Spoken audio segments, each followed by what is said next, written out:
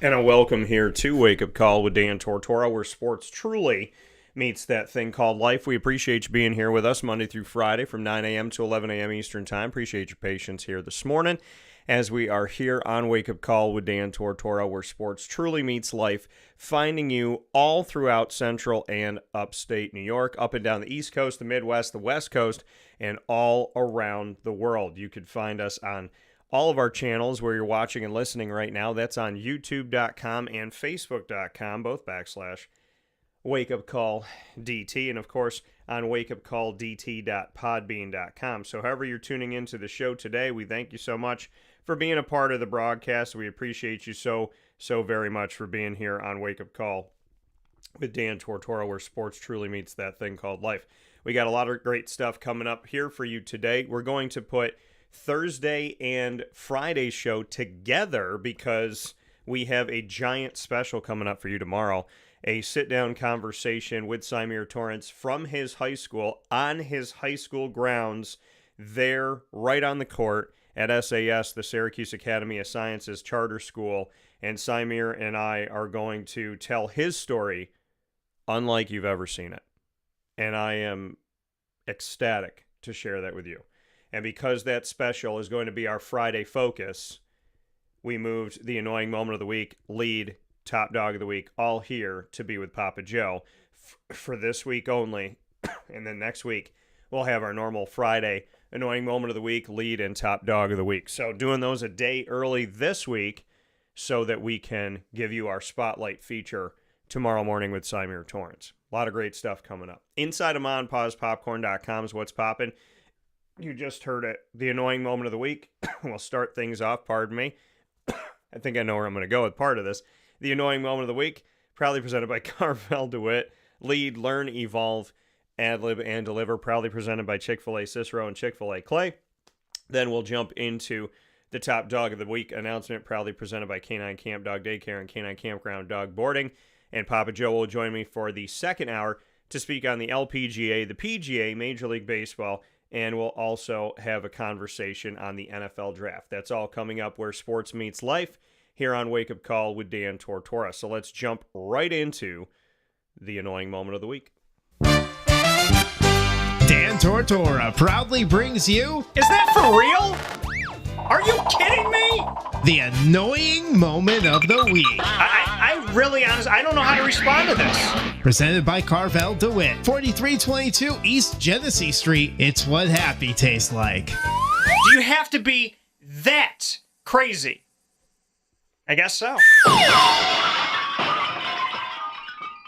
The annoying moment of the week for this week. Well, part of it is what I was doing, bringing you through the intro, and that was having that tickle in my throat that was making me want to cough, which is something that I never like doing in general, and especially I don't like doing on the air. But allergy. When they say, I remember people used to go, it's allergy season. And I don't know what happened to the world, but it's allergy season every day. It's allergy season every season, and it's allergy season seemingly every single day. And so that's part of my annoying moment of the week. I know I've talked about it before, but you know, I love the blue skies, and I love seeing just like the beauty and the majesty of God's creation.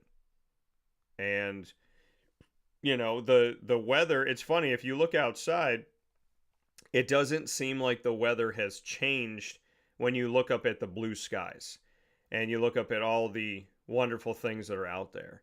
You know, you look at just the majesty, like I said, the majesty of God's creation. And the weather jump, the 69 to 44, I don't mind it being a little bit cooler. I'm a fall baby. I'm okay with that. But there's something about when the weather changes, it hits me. And then it hits me. And then it hits me. And it's just, and it's, you know, I'm happy to be alive. You know, I'm not here to complain about life. I love my life. I love that I'm here. I love that I'm alive. I love that I have the opportunity to talk with you. So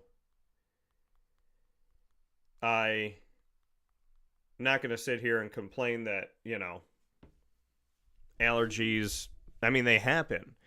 But it's frustrating because my allergies over the years, and I don't know if other people feel this way, but it starts to make you feel like you're sick.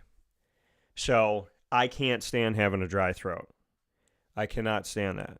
And having, like, you know, your ears plug and all this stuff happens, and I'm like, no.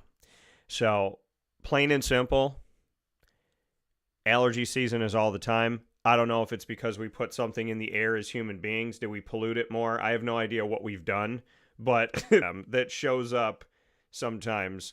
And for whatever reason, at my house, there is a plethora of dandelions. It's like the dandelion forest. If you're looking to pick dandelions, I guess you know, my house, I should start charging, honestly. I should just charge people to come. I know that they have like apple picking farms. Well, you can come to my house and you can have a dandelion picking farm. And I think they're edible, right? I think some people eat dandelions. So you can come to my house and you can pick yourself some dandelions, eat them or take them home for mom, whatever you fancy.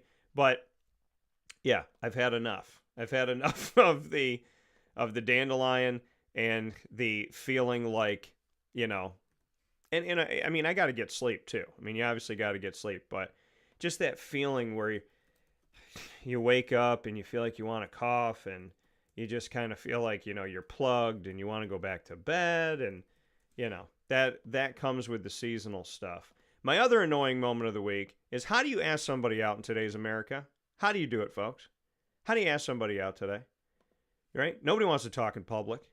And I shouldn't say, no, you know what? I shouldn't say nobody wants to talk in public. I'm just saying, I think it's harder to do that, right? It's so hard to ask somebody out in today's world. Not that people don't want to talk in public. If you give them a reason to, then they will, right? I come out, I do live events. We had one last night. It was fantastic. You know, we finished up at like 8 o'clock, and I'm talking to people, and before I know it, it's 10 o'clock. It didn't feel like 2 hours went by because I was having a great time talking with everybody. But how do you ask somebody out in today's America? Good morning to Mom as well. How do you do it? I'd love to know how some people do it, because it's not fun. It's not exciting. It's, you know, it's just not fun. And I tell kids all the time, I'm like, when you're in high school and you're in college, soak that up. Soak it up. Because being out there in high school and in college, you have the opportunity to be around people that are your age all the time. So if you want to ask somebody out, you got hundreds upon hundreds upon hundreds of people just sitting there, you know, just sitting there right in front of you, opportunity to do it. When you graduate from college and you step out into the real world, it is so difficult to do that, right? You try to make small talk with strangers. You try to get to know them a little bit. They get to know you. And then you're like, when do I do it? When do I do it? When do I? It's not fun. It's not fun. It's really not. And people are like, well, Dan, you're out all the time. You're out all the time. You see people all the time. But that doesn't mean that I'm seeing single people around my age. It's not fun. And people lie. You know, and my older brother, he's a dating app guy, right? He gets on the dating apps. And he's good with it. And it works for him. I don't like them. I don't like them. You got to angle a certain way, Dan. You got to take this shot. You got to look like you're happy but sad. You have to look angry yet eventful. I'm like, what is this? My one buddy was like, all right, lean up on the back of the car. Women got to see the full body. Don't do a serious face, but just do a face. Just be like you. Just show them who you are. I'm like, this is so stupid. It's so stupid. It is absolutely stupid. And you know what? I'm not here to knock the people that created dating apps, right? They created something. It's their business model. Good for them. I just feel like it's destroyed so many things. I feel like it's destroyed because it takes people a million, men and women, it takes them a million years to talk. You ever try to have a conversation on a dating app? Hey, how are you? No response. You match with each other. So you obviously like something about each other. Hey, how are you? No response. 3 days go by. Hey, hope you're having a great day. Hey, thanks. Having a great day. Hope you are too. What's up? Not too much. What's going on with you? Another week goes by. You're like, a 5-minute conversation takes 3 weeks. And people didn't want to talk on the phone. afraid to talk on the phone. Then you talk on the phone with someone and they sound like, I was born in the dark. And it's just, but it's like, that's my bane, by the way. But I don't get it anymore. I don't get it anymore. For a chivalrous man like myself who wants to like be romantic and, you know, kind of have that timeless hold the door open for you, push your chair in, ask about your day, look you in the eye when I'm talking to you, stay off my phone. It just seems like people they don't put in the effort and they don't care. And I was talking to somebody, and the generation behind, I guess the generation behind me, which like is not that far off, but the generation behind me, I was talking to somebody about it, and they're like, yeah, my generation tries to see how, like, they want to be the person who cares the least, that does the least amount of effort, that like cares the least. And then that person did exactly what they said their generation does. And I'm like, I don't get it. And I was talking to one of my friends, and she's older than me, and she was like, it's probably good you're single now because it sucks. And the world is like chaos right now. And it's just hard, right? You know, it's hard because I know I'm talking to people out there, and I have friends that are single, and I have friends that are married, and I have friends that are dating. And, you know, they're really good people, right? And I surround myself, by the grace of God, I've met some incredible people, and I hold them tight, and I appreciate them so very much, and they hold me tight, and they appreciate me, and it's a beautiful friendship with all these wonderful people. And we talk about this stuff, and I was talking to my buddy last night, and I was like, you know, what sucks is when you watch a TV show or you watch a movie, like, it just looks awesome. You go out with your friends, and you meet somebody, and if that doesn't work out, you meet somebody else the same night, and then you walk outside, you meet somebody else. That's not how life works.